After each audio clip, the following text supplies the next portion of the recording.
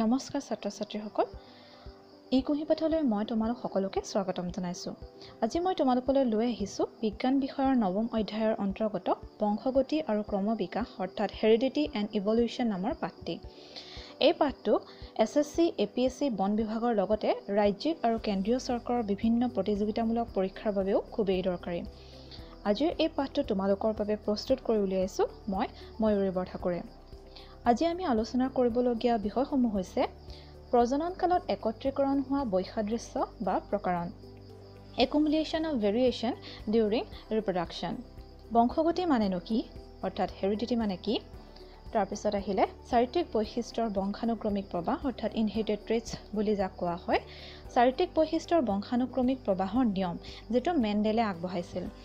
চাৰিত্ৰিক বৈশিষ্ট্যবিলাকনো কেনেকৈ প্ৰকাশ কৰা হয় আৰু কেনেকৈনো লিংগ নিৰ্ধাৰণ হয় তাকে আজি আমি পাঠটোত পঢ়িম। এতিয়া চাবা প্ৰজনন কালতনো কেনেকুৱা ধৰণৰ বৈসাদৃশ্য বা প্ৰকাৰণৰ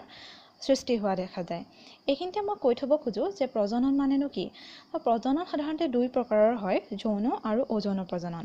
যৌন প্ৰজননত পিতৃ আৰু মাতৃ অৰ্থাৎ দুটা পুৰুষ দেখা পোৱা যায়, আনহাতে কেৱল মাত্ৰ এটা পুৰুষৰ পৰা অযৌন প্ৰজনন হ'ব পাৰে। এতিয়া চাবা এটা প্ৰজন্মৰ পৰা পৰৱৰ্তী প্ৰজন্মলৈ বংশানুক্ৰমিকভাৱে প্ৰবাহিত চৰিত্ৰসমূহ পৰৱৰ্তী প্ৰজন্মত ভিন ভিন হোৱা দেখা যায়। তোমালোকে নিজৰ ঘৰতে চালে দেখিব পাবা যে তোমালোকৰ মা দেউতাৰ নিচিনা সম্পূৰ্ণ একে নহয়। ঠিক তেনেদৰে তোমালোকৰ মা দেউতা তোমালোকৰ ককা আইতাৰ নিচিনা সম্পূৰ্ণ একেই নহয়। অৰ্থাৎ কি হৈছে, প্ৰজন্মৰ চৰিত্ৰসমূহৰ মাজত ভিন্নতা দেখা হৈছে, সেই প্ৰজন্মৰ চৰিত্ৰসমূহৰ মাজত বৈসাদৃশ্যতা দেখা গৈছে। এতিয়া তোমালোকে বেক্টেৰিয়াৰ দ্বিবিভাজনৰ কথা জানা। বেক্টেৰিয়াৰ অযৌন প্ৰজননৰ সহায়ত দ্বিবিভাজন ঘটিলে তাৰ পৰা সৃষ্টি হোৱা বেক্টেৰিয়াসমূহ আকৃতিগতভাৱে দেখাত একে হয় যদিও তাৰো কিন্তু সূক্ষ্ম পৰিৱৰ্তন পৰিলক্ষিত হয় বুলি কৈছে। এই চিত্ৰটোলৈ চালে তোমালোকে দেখিবলৈ পাবা ইয়াত বেক্টেৰিয়া এটা হৈছে, সেই বেক্টেৰিয়াটোত দুটা বিভাজন ঘটি সম্পূৰ্ণ একে নিচিনা দুটা বেক্টেৰিয়াৰ সৃষ্টি হৈছে। আমি যদি বাহিৰৰ পৰা চাওঁ দেখাত দুয়োটা একে ধৰণৰ, কিন্তু তাতো কি হৈছে, DNA প্ৰতিলিপিৰ সময়ত এই বেক্টেৰিয়াৰ দ্বিবিভাজনৰ সময়ত কিন্তু সূক্ষ্ম পৰিৱৰ্তন পৰিলক্ষিত হয়। মন কৰিবলগীয়া কথা যে যৌন প্ৰজনন প্ৰক্ৰিয়াৰে বংশ বিস্তাৰ কৰা জীৱসমূহৰ ক্ষেত্ৰত বহুত বেছি পৰিমাণে পাৰ্থক্যটো দেখা যায়। বিশেষকৈ যৌন প্ৰক্ৰিয়াৰে যিখিনি জীৱই বংশ বিস্তাৰ কৰে সিহঁতৰ ক্ষেত্ৰত পাৰ্থক্যটো অতি বেছি দেখা যায়। এতিয়া তোমালোকে এই চিত্ৰখনলৈ মন কৰিলে দেখিবলৈ পাবা যে পিতৃ মাতৃ একে আছে, পিতৃ মাতৃ একে, তাৰ 5টা পোৱালি, শহাপহু পোৱালি 5টা, কিন্তু একে পিতৃ মাতৃৰ পৰা যদিও সৃষ্টি হৈছে 5টা পোৱালি, কিন্তু 3টা মজলীয়া ধৰণৰ হৈছে। এই 3টা মজলীয়া ধৰণৰ হৈছে আৰু এটা অতি সৰু হৈছে আৰু এটা অতি ডাঙৰ হৈছে। গতিকে কি হৈছে, আমি ইয়াত দেখিবলৈ পাইছোঁ যে প্ৰজন্মৰ মাজতে আমি বৈসাদৃশ্য দেখিবলৈ পাইছোঁ। এইখিনিতে এটা কথা মন কৰিবলগীয়া যে প্ৰত্যেক জীৱই একেটা পৰিৱেশতে বসবাস কৰিব পাৰেনে? উত্তৰটো হ'ব নোৱাৰে। এতিয়া আমি বেক্টেৰিয়াৰ ক্ষেত্ৰত যদি চাওঁ তেতিয়াহ'লে দেখিবলৈ পাম যে কিছুমান বেক্টেৰিয়া কি হৈছে অতি গৰম জলবায়ুৰ অঞ্চলতো বসবাস কৰিব পাৰে, অতি গৰম জলবায়ুৰ অঞ্চলতো। অৰ্থাৎ সেই বেক্টেৰিয়াসমূহৰ ওপৰত অতি গৰম বতাহো যদি পাৰ হৈ যায় তেতিয়াও সেই পৰিৱেশত সেই কিছুমান বেক্টেৰিয়া বসবাস কৰিব পাৰে। আনহাতে কিছুমান বেক্টেৰিয়া আকৌ বৰফাবৃত পৰ্বতাঞ্চলতো বাস কৰিব পাৰে। সেই বৰফাবৃত পৰ্বতাঞ্চলত বাস কৰা বেক্টেৰিয়াসমূহ কিন্তু গৰম অঞ্চলৰ বসবাসত যদি বাস কৰিব লগা হয়, গৰম অঞ্চলৰ জলবায়ুৰ অঞ্চলত যদি বসবাস কৰিবলগীয়া হয় তেতিয়া সেই বেক্টেৰিয়াখিনি কিন্তু মৃত হৈ যাব, জীৱিত নাথাকিব। অৰ্থাৎ জীৱৰ বৈসাদৃশ্যসমূহৰ ওপৰত ভিত্তি কৰি প্ৰকৃতিয়ে নিৰ্দিষ্ট কিছুমান কাৰক নিৰ্বাচিত কৰি দিয়ে আৰু এই নিৰ্দিষ্ট কাৰকসমূহে জীৱৰ ক্ৰমবিকাশত সহায় কৰে। এতিয়া আমি চাওঁ আহা বংশগতি অৰ্থাৎ হেৰিডিটিৰ মানেনো কি। নিশ্চয় তোমালোকৰ বন্ধু বান্ধৱী, ওচৰ চুবুৰীয়া মানুহে তুমি মাৰ নিচিনা বা দেউতাৰ নিচিনা বুলি কোৱা শুনা, হয়নে নহয়? এই যে আমাৰ চৰিত্ৰসমূহ আমি আমাৰ মা দেউতা, ককা আইতা বা আজো ককা আইতাৰ লগত মিল আছে, সেইসমূহে হৈছে বংশগতি। এতিয়া চাবা প্ৰজনন প্ৰক্ৰিয়াৰ ফলাফলেই হৈছে একে আৰ্হিৰ জীৱ সৃষ্টি। অৰ্থাৎ প্ৰজনন হ'লে মানুহৰ প্ৰজনন হ'লে কি হ'ব, মানুহৰে সৃষ্টি হ'ব। বান্দৰৰ প্ৰজনন হ'লে বান্দৰে সৃষ্টি হ'ব। ঠিক তেনেদৰে কুকুৰ মেকুৰীৰ প্ৰজনন হ'লেও কুকুৰ মেকুৰীৰে সৃষ্টি হ'ব। চাৰিত্ৰিক বৈশিষ্ট্যৰ বংশানুক্ৰমিক প্ৰবাহ বা ইনহেৰিটেড ট্ৰেইটছবোৰ অৰ্থাৎ বংশৰ ক্ৰম অনুযায়ী চৰিত্ৰসমূহৰ প্ৰবাহিত হোৱা দেখা যায়। এইখিনিতে তোমালোকে এটা কাম কৰি চাবাচোন তোমালোকে তোমালোকৰ বন্ধু বান্ধৱীৰ কাণৰ মানে লতি কাৰ মুক্ত অৰ্থাৎ লগ নলগা আৰু কাৰ কাণৰ লতি সংলগ্ন মন কৰিবাচোন ইয়াতে এই চিত্ৰখনলৈ মন কৰিবলৈ দেখিবা এই কাণৰ লতিটো সংলগ্ন দেখিছানে আৰু এয়া মুক্ত অৰ্থাৎ লাগি থকা নাই এই লতিটো লাগি থকা নাই যদি বন্ধু বান্ধৱীলৈ মন কৰা তেতিয়া দেখিবা যে যিগৰাকী বন্ধু বা বান্ধৱীৰ কাণ মুক্ত তেওঁৰ দেউতাক বা মাকৰ কাণখন যদি মন কৰা তেতিয়া দেখিবা যে তেওঁৰ হয়তো কাণখন মুক্ত ঠিক তেনেদৰে সংলগ্ন বা যুক্ত যাৰ বন্ধু বান্ধৱীগৰাকী দেখিবা তেওঁৰ যদি মাক দেউতাকক লক্ষ্য কৰা তেতিয়াহ'লে তেওঁৰ মাক দেউতাকৰ ক্ষেত্ৰতো সংলগ্ন কিন্তু চৰিত্ৰটো তোমালোকে দেখিবলৈ পাবা এতিয়া চাওঁ আহা এনেকুৱা বংশানুক্ৰমিক চৰিত্ৰসমূহৰ প্ৰবাহৰ বিষয়ে গ্ৰেগৰ জোহান মেণ্ডেল নামৰ বিজ্ঞানীজনে কিছুমান মতবাদ আগবঢ়াইছিল গ্ৰেগৰ জোহান মেণ্ডেলনো কোন তেখেত হ'ল বংশগতিৰ জনক তেওঁ ভিয়েনা বিশ্ববিদ্যালয়ত বিজ্ঞান আৰু অংকশাস্ত্ৰ পঢ়িবলৈ গৈছিল তেওঁ শিক্ষকতা বৃত্তিৰ বাবে লাগতিয়াল প্ৰমাণপত্ৰ পৰীক্ষাত অকৃতকাৰ্য হৈছিল কিন্তু তেওঁৰ অনুসন্ধান কৰাৰ এক উদ্যমতা আছিল আৰু সেয়েহে তেওঁ কি কৰিছিলে বংশানুক্ৰমিক চৰিত্ৰবোৰনো কেনেকৈ প্ৰবাহ হয় তাকে জানিবলৈ মটৰ মাহৰ ওপৰত এটা পৰীক্ষা কৰিছিল আৰু বংশানুক্ৰমিক চৰিত্ৰৰ প্ৰবাহৰ নিয়মৰ সূত্ৰসমূহ দাঙি ধৰিবলৈ সক্ষম হৈছিল এতিয়া চাবাচোন মেণ্ডেলৰ পৰীক্ষামূলক অধ্যয়নটোলৈ চাওঁ মেণ্ডেলে যেতিয়া পৰীক্ষা কৰিছিল তেতিয়া তেওঁ কিছুমান বিপৰীতধৰ্মী চৰিত্ৰ নিৰ্বাচিত কৰি লৈছিল 7যোৰ বিপৰীতধৰ্মী চৰিত্ৰ তেওঁলোকে নিৰ্বাচন কৰি লৈছিল ইয়াত কিন্তু আমি 3যোৰ মানহে আলোচনা কৰিম প্ৰথমটো হৈছে ঘূৰণীয়া অথবা হুতুৰাবিজ ঘূৰণীয়াটো তেওঁ কেপিটেল আৰে বুজাইছিলে আৰু হুতুৰাবিজটো স্মল আৰে কিহৰ কাৰণে কেপিটেল আৰ স্মল আৰ হয় সেইটো আমি পৰৱৰ্তী পৰ্যায়ত গম পাবা তোমালোকে চালে প্ৰথমটো চোৱা যে প্ৰথম বিপৰীতধৰ্মী চৰিত্ৰটো আছিলে ঘূৰণীয়া আৰু হুতুৰাবিজ এয়া দেখিছেনে ঘূৰণীয়া আৰু হুতুৰাবিজ দ্বিতীয়তে তেওঁ ওখ আৰু চাপৰ মটৰ মাহৰ গছ লৈছিল ওখটোক তেওঁ কেপিটেল টি ধৰিছে আৰু চাপৰটোক স্মল টি হিচাপে ধৰিছে ওখ আৰু চাপৰ মটৰ মাহৰ গছ কেইজোপামান তেওঁ নিৰ্বাচিত কৰি লৈছিল ঠিক তেনেদৰে তৃতীয়তে তেওঁ বেঙুনীয়া ফুলৰ গছ আৰু বগা ফুলৰ গছ আদি প্ৰায় 7যোৰ তেনেকুৱা বিপৰীতধৰ্মী চৰিত্ৰ নিৰ্বাচিত কৰি লৈছিল এতিয়া ভালদৰে মন কৰিলে তোমালোকে দেখিবলৈ পাবা যে মেণ্ডেলে যেতিয়া পৰীক্ষামূলকভাৱে অধ্যয়ন কৰিছিল তেওঁ তেতিয়া প্ৰথমতে P1 জেনেৰেশ্যন এইটো পি জেনেৰেশ্যন বুলি কয় অৰ্থাৎ পেৰেণ্ট জেনেৰেশ্যন পিতৃপুৰুষ জেনেৰেশ্যন বুলি কয় পিতৃপুৰুষত তেওঁ এজোপা ওখ মটৰ মাহ আৰু এজোপা চাপৰ গছৰ মটৰ মাহৰ মাজত ক্ৰছ কৰিছিল অৰ্থাৎ প্ৰজনন কৰিছিল বা নিষেচন কৰিছিল বুলিও কোৱা হয় ওখ আৰু চাপৰৰ মাজত তেওঁ যেতিয়া প্ৰজনন হ'বলৈ দিছিল তেতিয়া তেওঁ দেখিছিলে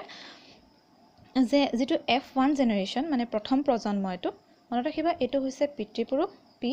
এইটো হৈছে প্ৰথম জেনেৰেশ্যন প্ৰথম প্ৰজন্মটোক F1 বা ফাৰ্ষ্ট ফিলিয়েল জেনেৰেশ্যন বুলিও কয় আৰু এই ফাৰ্ষ্ট ফিলিয়েল জেনেৰেশ্যনটোত তেওঁ দেখিছিলে যে সকলোবোৰ গছেই কিন্তু ওখ হৈছে মানে সকলোবোৰ মটৰ মাহৰ পুলি ওখ হৈ জন্ম হৈছে যদিও তেওঁ চাপৰ গছৰ মাজতো প্ৰজনন কৰিছিল কিন্তু প্ৰথম প্ৰজন্মত সকলোবোৰ পুলিয়ে কি হ'ল ওখ হৈ ওলালে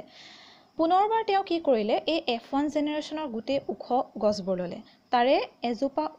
তাৰে দুজোপা ওখ গছ ল'লে প্ৰথমটো জেনেৰেশ্যন তেওঁ ওখ আৰু চাপৰ লৈছিল F1 জেনেৰেশ্যনৰ ওখ দুজোপা গছ লৈ F2 জেনেৰেশ্যনৰ কাৰণে ক্ৰছ কৰিলে প্ৰথমতে ওখ চাপৰ লৈছিল নেক্সট জেনেৰেশ্যন F2 জেনেৰেশ্যনৰ কাৰণে তেওঁ কি কৰিলে F2 জেনেৰেশ্যনৰ কাৰণে F1 জেনেৰেশ্যনৰ ওখ গছ দুজোপা ল'লে আৰু ওখ গছ দুজোপাৰ মাজত তেওঁ প্ৰজনন হ'বলৈ দিওঁতে দেখিলে যে জন্ম হোৱা 4টা পুলি মানে 4টা মটৰ মাহৰ পুলিৰ 3টাই ওখ হৈছে আৰু এজোপা কিন্তু চাপৰ হ'ল আচৰিত কথা কাৰণ F1 জেনেৰেশ্যনত তেওঁ চাপৰ গছ লোৱাই নাছিল তেওঁ যেতিয়া প্ৰজনন কৰিবলৈ দিছিল তেওঁ সকলো ওখ গছেই লৈছিল কেৱল মাত্ৰ পিতৃপুৰুষৰ যিটো পেৰেণ্টেল জেনেৰেশ্যন তাতহে চাপৰ আছিল কিন্তু যদিও এই F1 জেনেৰেশ্যনটোত তেওঁ চাপৰ গছ নাপালে সকলোবিলাক ওখ গছ পালে F2 জেনেৰেশ্যনত কিন্তু তেওঁ এজোপা চাপৰ গছ পালে 3জোপা ওখ পালে আৰু এজোপা চাপৰ গছ পালে এতিয়া চাবা তোমালোকে যে পিতৃপুৰুষ অৰ্থাৎ যিটো P1 জেনেৰেশ্যন তেওঁ লৈছিল তেওঁ মেণ্ডেলেহে ওখ গছবিলাকক কেপিটেল টি হিচাপে চিনাক্ত কৰি দিছিলে তেওঁ কেপিটেল টি হিচাপে ওখখিনিক লৈছে এইটো P জেনেৰেশ্যন ইয়াত লিখা নাই P জেনেৰেশ্যন এইটো পেৰেণ্টেল জেনেৰেশ্যন ওখ আৰু চাপৰ মাজত ক্ৰছ কৰিছিলে নহয় ওখ গছজোপাক তেওঁ কেপিটেল টি হিচাপে চিহ্নিত কৰিছে আৰু চাপৰ গছবোৰক তেওঁ স্মল টি হিচাপে চিনাক্ত কৰিছে আৰু ইয়াৰ এই প্ৰজননৰ ফলত যি F1 জেনেৰেশ্যনত মটৰ মাহৰ গছৰ উৎপত্তি হৈছিল সেই উৎপত্তি হোৱা গছবোৰ সকলোৱে কিন্তু ওখ আছিল ওখ মানে কি ওখ মানে নিয়মতে পিতৃপুৰুষৰ পৰা চাবলৈ গ'লে কেপিটেল টি হ'ব লাগিছিল কিন্তু ইয়াত তোমালোকে মন কৰিবা ইয়াত কিন্তু কেপিটেল টি হোৱা নাই অৰ্থাৎ মাক দেউতাক বুলি যদি ধৰো কেপিটেল টি ওখ যদি দেউতাক বুলি ধৰো তাৰো ওখৰো কেপিটেল টিটো আহিছে আৰু চাপৰ গছৰ স্মল টিটো আহি পালে কিন্তু ওখহে হৈছে দেখাত বাহিৰৰ পৰা ওখ দেখা যায় চাপৰ যিটো ক্যাৰেক্টাৰ বা চৰিত্ৰ হেতু কিন্তু সুপ্ত অৱস্থাত আছে F1 জেনাৰেশনত হেতু কাৰণে স্মল টি টো কি হৈ গৈছে সুপ্ত অৱস্থাত আছে কিহৰ কাৰণে সুপ্ত হৈ আছে কেনেকুৱা চৰিত্ৰ হেতু আমি পৰৱৰ্তী পৰ্যায়ত আলোচনা কৰিম এতিয়া প্ৰথমতে চোৱা যে যদিও ওখ হৈছিলে হে ওখ গুটেইবোৰ গছ কিন্তু কেপিটেল টি মানে পেৰেন্ট জেনাৰেশনটো নিচিনা কেপিটেল টি হোৱা নাছিলে কেপিটেল টি স্মল টি লগ লাগিহে ওখ হৈছিলে পুনৰবাৰ মেণ্ডেলে যেতিয়া কেপিটেল টি ওখ আৰু কেপিটেল টি ওখ তাৰ মানে এই F1 জেনাৰেশনৰ দুজোপা গছৰ মাজত প্ৰজনন হ'বলৈ দিলে তেতিয়া তেওঁ কি দেখিলে তেওঁ তেতিয়া দেখিলে যে তিনিজোপা ওখ গছ হৈছে আৰু এজোপা চাপৰ গছ হৈছে দেখিছা হে এজোপা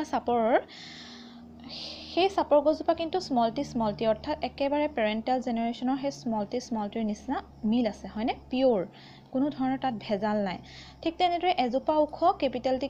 অৰ্থাৎ একেবাৰে পেৰেন্টাল জেনাৰেশনৰ হে ওখ গছজোপাৰ লগত মিল আছে কেপিটেল টি পিওৰ এটো পিওৰ বুলি কয় কাৰণ কেপিটেল টি মাক দেউতাকৰ নিচিনা হৈছে ঠিক তেনেদৰে স্মল টি একদম পেৰেন্ট জেনাৰেশনৰ লগত মিল আছে এখানে পিওৰ কিন্তু আৰু বাকি দুজোপা থকা ওখ গিজোপা কেপিটেল টি স্মল টি হৈছে অৰ্থাৎ দুটা ওখ আৰু চাপৰ দুটা চৰিত্ৰৰ সংমিশ্ৰণত কি হৈছে কেপিটেল টি স্মল টি হৈ ওখ হৈছে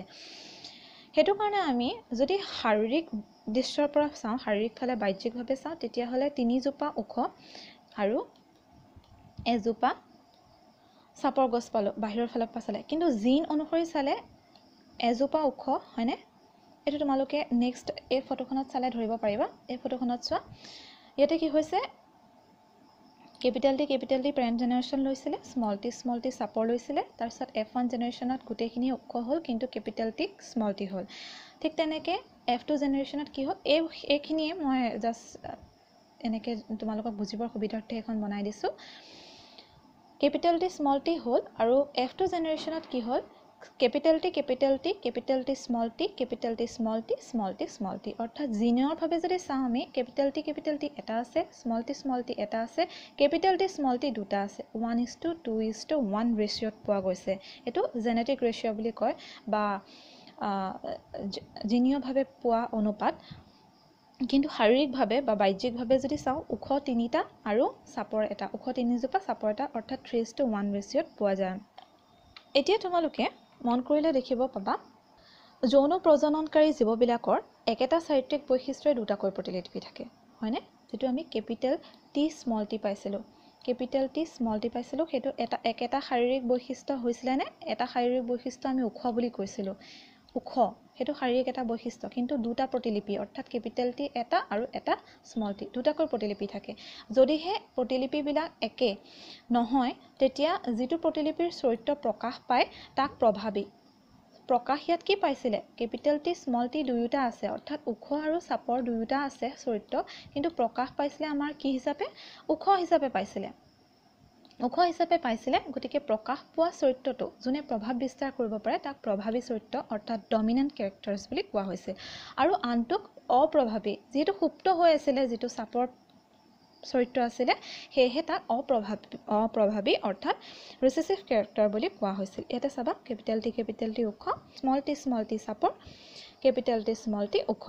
আৰু ইয়াত এটো সেটা চাবা কেপিটেল টি স্মল টি কি কৰি ৰাখিছে সাপ্ৰেছ কৰি ৰাখিছিল সেই কাৰণে কেপিটেল টি ডমিনেন্ট বা প্ৰভাৱী চৰিত্ৰ বুলি কোৱা হৈছে তাৰ পিছত চাবা মেণ্ডেলে বেঙুনীয়া ফুলৰ মটৰমাহ আৰু বগা ফুলৰ মটৰমাহৰ মাজত সংকৰিত নিষেচন কৰাইছিল সংকৰিত নিষেচন মানে হৈছে দুজোপা বেলেগ প্ৰজাতিৰ গছৰ মাজত কৰা প্ৰজনন অৰ্থাৎ বগা আৰু বেঙুনীয়া ফুলৰ গছৰ মাজত কৰা প্ৰজনন এতিয়া বগা আৰু বেঙুনীয়া ফুলৰ মাজত কৰি মেণ্ডেলে কি পাইছিলে প্ৰথম জেনাৰেশনত মেণ্ডেলে বেঙুনীয়া ফুল গুটেখিনি পাইছিলে অৰ্থাৎ ইয়াত প্ৰভাৱী চৰিত্ৰ কি হ'ব বেঙুনীয়া যদিও বগা আছিল কিন্তু প্ৰভাৱ বিস্তাৰ বেঙুনীয়াই কৰিছে গতিকে F1 জেনাৰেশন ডমিনেন্ট ক্যাৰেক্টাৰ হ'ব বেঙুনীয়া তাৰ পিছত বেঙুনীয়া ফুল লগাই স্বনিষেচন কৰালে স্বনিষেচন মানে হৈছে একে ধৰণৰ প্ৰজাতিৰ মাজত হোৱা নিষেচন ধৰা ইয়াত বেঙুনীয়া বেঙুনীয়া তেতিয়া কৰিলত F2 জেনেৰেশ্যনত কি পালে তিনিজোপা বেঙুনীয়া গছ পালে বেঙুনীয়া ফুলৰ মটৰ মাহৰ গছ পালে আৰু এজোপা বগা ফুলৰ মটৰ মাহৰ গছ পালে গতিকে ইয়াত ৰিসেসিভ ক্যাৰেক্টাৰ বা অপ্ৰভাৱী চৰিত্ৰ হৈছে বগা আৰু ইয়াত প্ৰভাৱী চৰিত্ৰ হৈছে বেঙুনীয়া তাৰ পিছত তোমালোকে চাবা এই চাৰিত্ৰিক বৈশিষ্ট্যবিলাকনো কেনেকৈ প্ৰকাশ কৰা হয় আমাৰ দেহত থকা বিভিন্ন প্ৰটিনসমূহে চাৰিত্ৰিক বৈশিষ্ট্যবোৰ প্ৰকাশ কৰাত সহায় কৰে বিভিন্ন প্ৰটিনসমূহে কি কৰিব চাৰিত্ৰিক বৈশিষ্ট্যসমূহ প্ৰকাশ কৰাত সহায় কৰিব মাক দেউতাকৰ গাত থকা চৰিত্ৰসমূহ DNA অৰ্থাৎ ডিঅক্সিৰিবোনিউক্লিক এচিডৰ সহায়ত RNA ৰ জৰিয়তে কি হ'ব প্ৰটিন হৈ পালে সতি সন্ততি দেহত প্ৰকাশ পায় আৰু এনেদৰে এই প্ৰটিনবোৰে সতি সন্ততি দেহত চৰিত্ৰবোৰ প্ৰকাশ পেলায় কিন্তু তাৰ মূলতে হৈছে DNA ত থকা জিনেহে কি কৰিব মাক দেউতাকৰ গাৰ পৰা সেই ক্যাৰেক্টাৰ বা চৰিত্ৰসমূহ কঢ়িয়াই লৈ যায় সতি সন্ততিৰ গালৈ তাৰ পিছত যদি আমি চাওঁ মেণ্ডেলে এই চৰিত্ৰসমূহ প্ৰকাশ কৰাৰ ওপৰত ভিত্তি কৰি দ্বি সংকৰণ পৰীক্ষাও কৰিছিল দ্বি সংকৰণ মানে হৈছে দুটা চৰিত্ৰ লৈছিল প্ৰথমটোত আমি পাইছিলো অকল এটা চৰিত্ৰ লৈছিলে ওখ বা চাপৰ যেটো গছৰ মানে ওখ হয় নে চাপৰ হয় তাৰ ওপৰত কিন্তু ইয়াত দুটা লৈছে দুটা এটা হৈছে ঘুৰণীয়া গুটি হুতুৰা গুটি লৈছে আৰু সেউজীয়া ঘুৰণীয়াটো সেউজীয়া ৰঙৰ লৈছে আৰু হুতুৰা গুটিটো লৈছে হালধীয়া যেতিয়া মেণ্ডেলে পেৰেণ্টেল জেনেৰেশ্যনত ক্ৰছ কৰাইছিলে ঘুৰণীয়া সেউজীয়া আৰু হুতুৰা হালধীয়াৰ মাজত তেতিয়া কিন্তু F1 জেনেৰেশ্যনত ঘুৰণীয়া হালধীয়া পাইছিলে ভালকৈ মন কৰিবা ইয়াত ঘুৰণীয়া হালধীয়া পিতৃপুৰুষত কিন্তু ঘুৰণীয়া হালধীয়া নাই ঘুৰণীয়া সেউজীয়াহে আছিল মন কৰিছানে যদিও পিতৃপুৰুষত ঘুৰণীয়া সেউজীয়া আছে F1 জেনেৰেশ্যনত কিন্তু তাৰ সংমিশ্ৰণ হয় অৰ্থাৎ ইয়াৰ হালধীয়া আৰু ইয়াৰ ঘুৰণীয়া সংমিশ্ৰণ হৈ পালে প্ৰভাৱ বিস্তাৰ কৰিলে তেনেহলে ইয়াত প্ৰভাৱী চৰিত্ৰ কি হ'ব ঘুৰণীয়া আৰু হালধীয়া হেতু কাৰণে কেপিটেল লেটাৰত লিখিছে চোৱাচোন ঘুৰণীয়াটো কেপিটেল R দিছে আৰু ইয়াতো তেনেকে হালধীয়াটো কেপিটেল Y দিছে এনে কেপিটেল লেটাৰত লেখাবোৰ আমি ডমিনেন্ট ক্যাৰেক্টাৰ বা প্ৰভাৱী চৰিত্ৰ বুলি কওঁ মানে প্ৰভাৱ বিস্তাৰ কৰিছে শক্তিশালী আৰু ঘুৰণীয়া হালধীয়া হ'ল ঠিক তেনেদৰে F1 জেনেৰেশ্যনৰ এই ঘুৰণীয়া হালধীয়া আৰু ঘুৰণীয়া হালধীয়াৰ মাজত যেতিয়া ক্ৰছ কৰালে তেতিয়া F2 জেনেৰেশ্যনত দেখি পালে যে মুঠ 556টা বীজৰ ভিতৰত গুটিৰ ভিতৰত 315টাই কি হৈছে ঘুৰণীয়া হালধীয়া হৈছে ঘুৰণীয়া হালধীয়া মানে এইটো F1 জেনেৰেশ্যনত যেটো পাইছিলে তেনেকুৱা ধৰণৰ 108টা হৈছে ঘুৰণীয়া সেউজীয়া এটো অৰ্থাৎ পিওৰ বুলি কেলে ক'ব পাৰিম কাৰণ পিতৃপুৰুষৰ নিচিনা একে হৈছে হয়নে পিতৃ প্ৰজন্মত ঘুৰণীয়া সেউজীয়া আছিল তাৰে 10টা আকৌ হুতুৰা আৰু হালধীয়া এটো পিওৰ কাৰণ পিতৃপুৰুষত পোৱা গৈছে এটো পিওৰ 32টা কিন্তু হুতুৰা কি আছিলে হালধীয়া আছিলে ইয়াত হুতুৰা সেউজীয়া হিচাপে হ'ল অৰ্থাৎ সংমিশ্ৰিত ৰিকম্বিনেট বুলি কয় বা হাইব্ৰিড বুলি কয় ইংলিছত সংমিশ্ৰণ হয় দুইটা ক্যাৰেক্টাৰৰ বা দুইটা চৰিত্ৰৰ সংমিশ্ৰণ হয় হুতুৰা সেউজীয়া হ'ল ঠিক তেনেদৰে 9:3:1 ৰেচিঅ'ত F2 জেনেৰেশ্যনত কি হ'ল আমি চাৰিত্ৰিক বৈশিষ্ট্যবিলাক প্ৰকাশ পোৱা দেখা পালো তাৰ পিছত এতিয়া আমি চাওঁ আহা যৌন প্ৰজনন ঘটা প্ৰজাতিসমূহৰ লিংগ নিৰ্ধাৰণ কেনেকৈ কৰা হয় ইয়াতে চালে দেখিবা যে যৌন প্ৰজননৰ ক্ষেত্ৰত প্ৰজাতিসমূহৰ লিংগ নিৰ্ধাৰণটো সম্পূৰ্ণ মানে প্ৰজাতি অনুসৰি ভিন্ন হয় আৰু কিছুমান প্ৰজাতিৰ লিংগ নিৰ্ধাৰণ সম্পূৰ্ণভাৱে পৰিৱেশৰ ওপৰত নিৰ্ভৰশীল উদাহৰণস্বৰূপে যদি আমি চাওঁ উষ্ণতা এটা লিংগ নিৰ্ধাৰণৰ কাৰক হ'ব পাৰে যদি কোনো প্ৰাণীৰ ডিম্ব উষ্ণ অৱস্থাত যোজন ঘটিছিল তাৰ ওপৰত নিৰ্ভৰ কৰি নিষিক্তকৰণ ডিম্বটোৰ পৰা পুংলিংগধাৰী নে স্ত্ৰীলিংগধাৰী সন্ততিৰ উৎপত্তি হ'ব তাক নিৰ্ধাৰণ কৰা হয় আনহাতে কিছুমান প্ৰাণী যেনে শামুকে নিজৰ লিংগৰ সালসলনি কৰি দিব পাৰে এতিয়া আমি মানুহৰ ক্ষেত্ৰত যদি চাওঁ মানুহৰ ক্ষেত্ৰত এই লিংগ নিৰ্ধাৰণ প্ৰক্ৰিয়াটো জিনীয়ভাৱে নিয়ন্ত্ৰিত জিন হৈছে ডিএনএৰ ভিতৰত থকা ক্ৰোমোজোমৰ এক অংশ মনত ৰাখিবা জিন হৈছে ডিএনএৰ ভিতৰত থকা ক্ৰোমোজোমৰ এক অংশ আৰু মানুহৰ মুঠ ক্ৰোমোজোমৰ সংখ্যা হৈছে 46 ডাল 46 ডাল থাকে অৰ্থাৎ আমি জোৰ হিচাপে যদি কওঁ তেতিয়া হলে 23 জোৰ থাকিব আৰু সেই 23 জোৰৰ কিন্তু 22 জোৰ শাৰীৰিক ক্ৰোমোজোম আৰু এজোৰ মাত্ৰ ক্ৰোমোজোম আছে যিয়ে লিংগ নিৰ্ধাৰণ কৰে অৰ্থাৎ 22 জোৰ ক্ৰোমোজোম আমাৰ পুংলিংগ হওক স্ত্ৰীলিংগ হওক সকলোৰে একে ধৰণৰ থাকে আৰু এজোৰ ক্ৰোমোজোমে কি কৰিব লিংগ নিৰ্ধাৰণ কৰিব এতিয়া এই চিত্ৰখনলৈ মন কৰিলে তোমালোকে দেখিবা যে পুৰুষৰ ক্ষেত্ৰত আছে XY আৰু মহিলাৰ ক্ষেত্ৰত XX অৰ্থাৎ পুৰুষৰ ক্ষেত্ৰত আমি যদি লিখো তেতিয়া হলে পুৰুষৰ ক্ষেত্ৰত XY মেল বুলি লিখি দিছো আৰু XX এ কাক বুজাইছে XX এ বুজাইছে ফিমেলক আৰু তেতিয়া আমি চাওঁ যদি পুৰুষ আৰু মহিলাৰ যুজনৰ সময়ত পুৰুষৰ যিডাল এক্স ক্ৰমোজম আছে সেই এক্স ক্ৰমোজমডাল যদি আহি মহিলাৰ এক্স ক্ৰমোজমৰ লগত যুজন হয় অৰ্থাৎ মিলিত হয় তেতিয়া কি হ'ব পুৰুষৰ এক্স আৰু মহিলাৰ এক্স লগ লাগি কি ফৰ্ম কৰিলে এক্স এক্স কি আছিলে ফিমেল গতিকে সন্ততিটো কি হ'ব মহিলা অৰ্থাৎ ছোৱালী হ'ব ঠিক তেনেকৈ পুৰুষৰ ওয়াই ক্ৰমোজমডাল এই ওয়াই ক্ৰমোজমডাল মহিলাৰ এক্স ক্ৰমোজমৰ লগত লগ লাগে তেতিয়াহ'লে কি ফৰ্ম কৰিব এক্স ওয়াই কি আছিলে মেল গতিকে ল'ৰা ছোৱালী বা সতি সন্ততিটো কি হ'ব পুৰুষ বা ল'ৰা হ'ব গতিকে আমি কি বুজিলো ইয়াৰ পৰা যে লিংগ নিৰ্ধাৰণৰ ক্ষেত্ৰত পুৰুষ আৰু মহিলা উভয়ৰে অৱদান থাকে আৰু বিশেষকৈ পুৰুষৰ এক্স আৰু ওয়াই ক্ৰমোজমৰ ওপৰত নিৰ্ধাৰিত কৰিয়ে লিংগসমূহ নিৰ্ধাৰণ কৰা হয় কাৰণ মহিলাৰটো এক্সেই আছে অকল এক্সেই দুডাল আছে বেলেগ নাই গতিকে পুৰুষৰ সেই এক্স ক্ৰমোজমডাল আহিব নে ওয়াই ক্ৰমোজমডাল আহিব সন্ততিটোৰ গালে তাৰ ওপৰত ভিত্তি কৰিয়ে আমি লিংগ নিৰ্ধাৰণ কৰিব পাৰোঁ এতিয়া আমি চাওঁ আমিনো কি শিকিলোঁ প্ৰথমতে হ'ল প্ৰজনন কালত সৃষ্টি হোৱা বৈসাদৃশ্যতাবিলাক বংশানুক্ৰমিকভাৱে প্ৰবাহিত হ'ব পাৰে হয় কাৰণ বংশ অনুযায়ী বিভিন্ন আমি পাৰ্থক্য দেখিছিলোঁ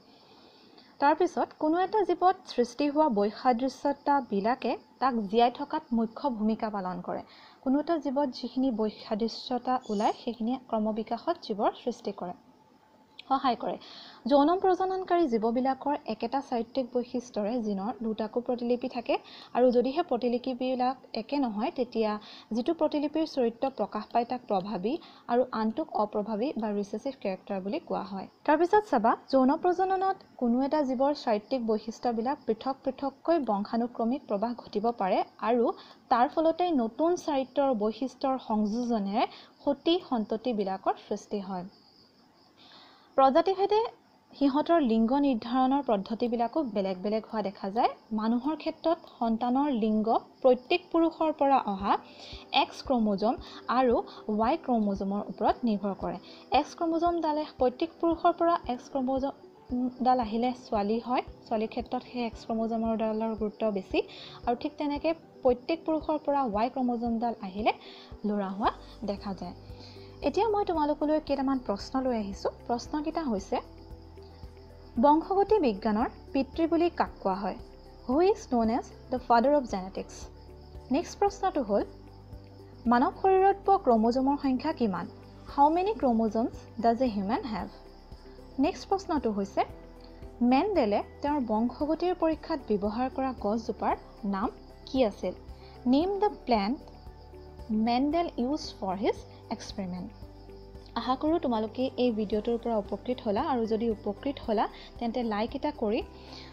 দিবা আৰু লগতে এই প্ৰশ্নকেইটাৰ উত্তৰসমূহ কমেণ্ট কৰি দিবলৈ নাপাহৰিবা পুনৰ এই ভিডিঅ' আপলোড যদি কৰিলে যাতে মিছ নহয় তাৰ বাবে চেনেলটো ছাবস্ক্ৰাইব কৰি বেল আইকনটো টিপি থবা আৰু পুনৰ লগ পোৱাৰ প্ৰতিশ্ৰুতি তেন্তে হ'লে আজিলৈ আহোঁ